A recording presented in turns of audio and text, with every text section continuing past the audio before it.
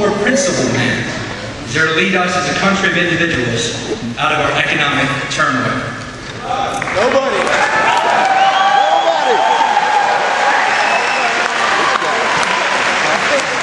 At the very beginning of this race, he was the only candidate who came to the table with a solid plan to directly confront our nation's biggest economic dilemma, the debt.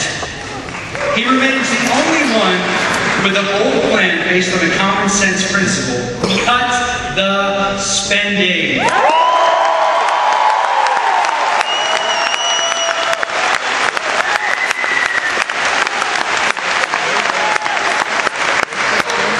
His plan would cut $1 trillion in the first year and balance the budget by year 3. Real solutions that you will not hear from any of the other candidates.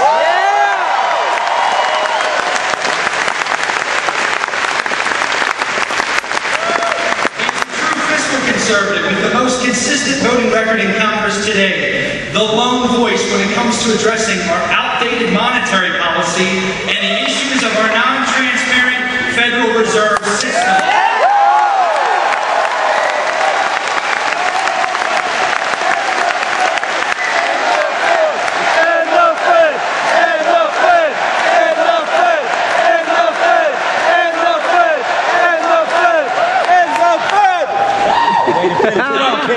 Tirelessly to restore prosperity, security, and the principles of the Constitution for the hardworking people of this great nation.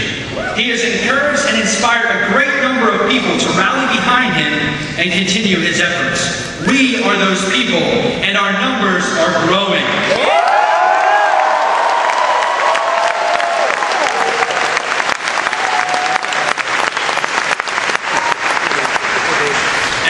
Understand more and more the importance of civil liberties, sound money, and the economic power of peace and freedom.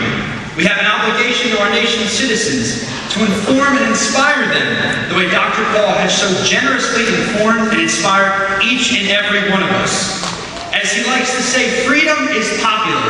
It is popular, Dr. Paul, and we have you to thank for that.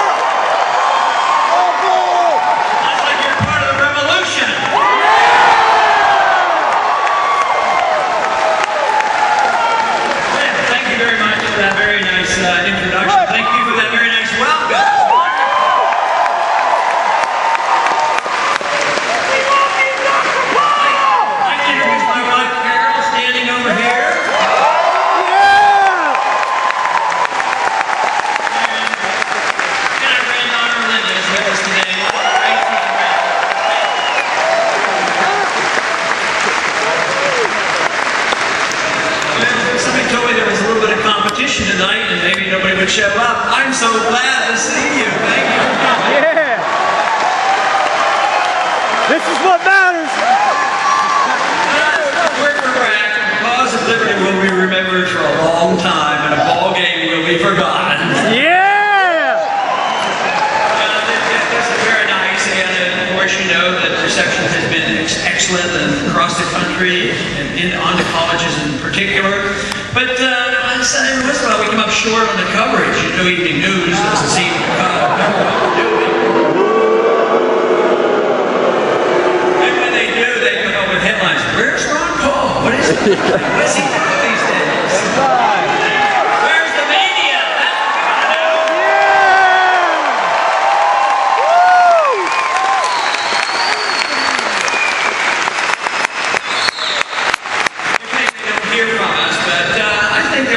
recording or two, and maybe they will hear from us. Eventually, they must hear from us because we cannot continue with what we have today.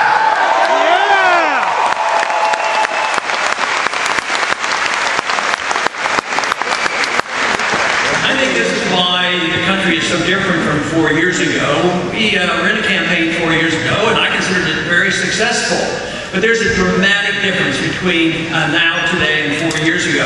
4 years ago, there were not that many people who had an interest in the Federal Reserve. Today, it's a really big issue. For the first time in the history of the Federal Reserve, monetary policy of the Federal Reserve is one of the big issues of the campaign.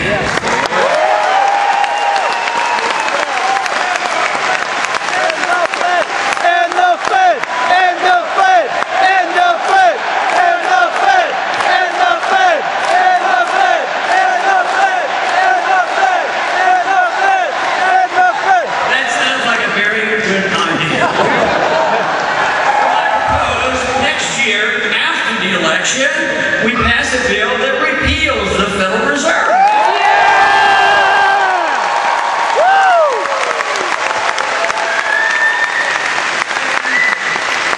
Surely if that isn't done immediately, what has to be done immediately, and the country now is very much with us. Let's get a full audit of the Federal Reserve and find out what they've been doing with our money.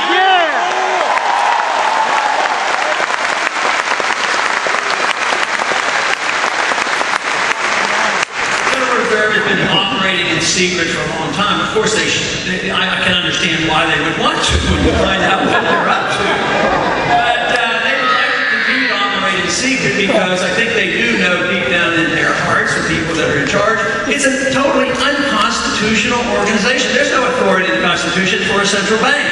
And Congress has a responsibility of oversight of those creatures that they bring about. So oversight is a natural thing that we should have. What we need is a lot more transparency of the government and a lot less of the invasion of our privacy.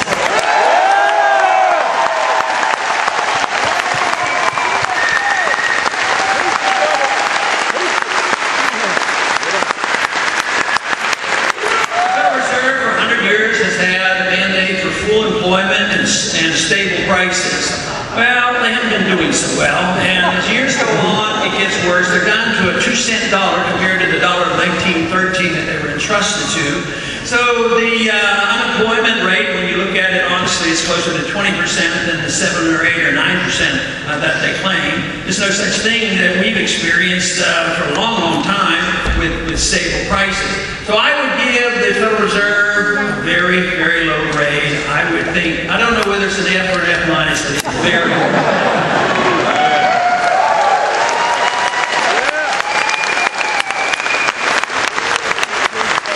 One thing that we have to understand about monetary policy is if we oppose big government, which I'm assuming that just about everybody in this audience opposes.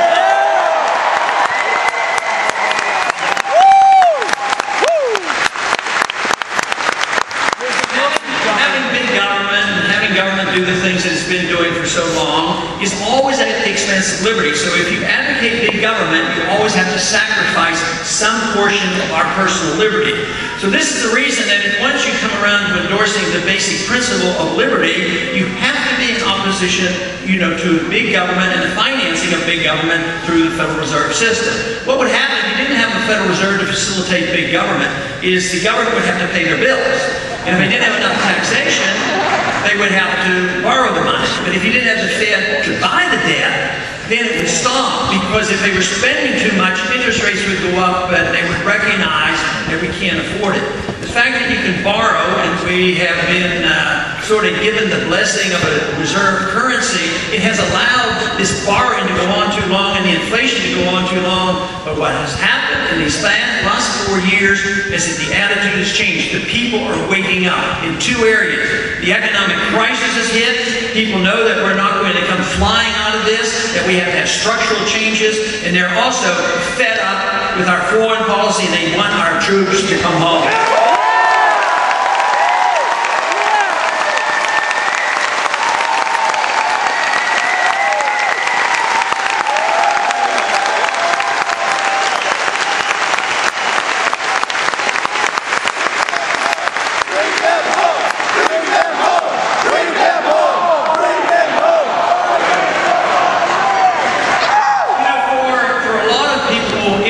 country, especially in Washington, if you don't support the war by voting for the spending, they want to paint you as being un-American, unpatriotic, and not caring about the troops. If they ever say that to you, ask them why the active military personnel donates more money to our campaign than all the other campaigns.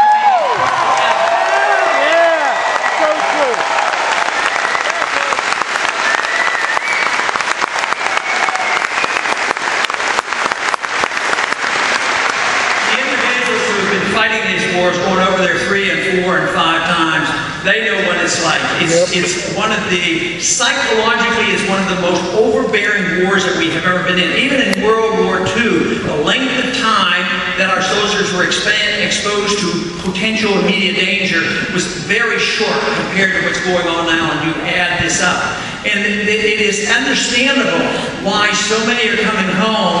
Not only do they have head injuries, but they have this post-traumatic stress syndrome, and it's real, and they're suffering for it. We now have an epidemic of suicide. We're losing more of our military personnel from suicide from the fighting over there. But it's deeply flawed in foreign policy, getting individuals involved in wars that have not been declared, they're not moral, they're not constitutional, and it doesn't make sense. We don't know why we're there. We don't know why it's in. Why does somebody want to go over there and get shot at and get killed and see no end to it? It's very frustrating, and that is the reason that we care about our active duty people, if we care about our national defense, if we care about our veterans, we change our foreign policy to defend this country and not be the policeman of the world.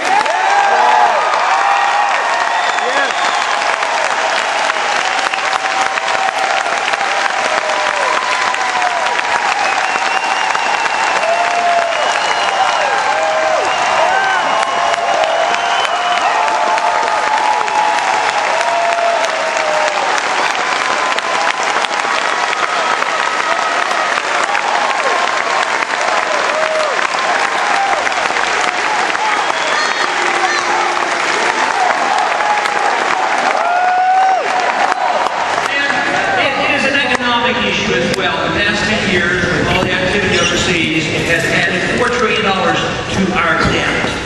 This means that $4 trillion would have been spent here at home. It would have been our money. We wouldn't have had borrowing, we wouldn't have had to print it, we wouldn't have had the inflation, we wouldn't have as much complication with the business cycle. But it is driving us into deep debt. And all great nations who overextend themselves overseas and develop empires, they always come down because they become arrogant and they stretch themselves too thinly around the world. And today, unfortunately, our declaration of war is this declaration of war, of the global war on terror. And it has been announced that it's every place, anytime, in any country.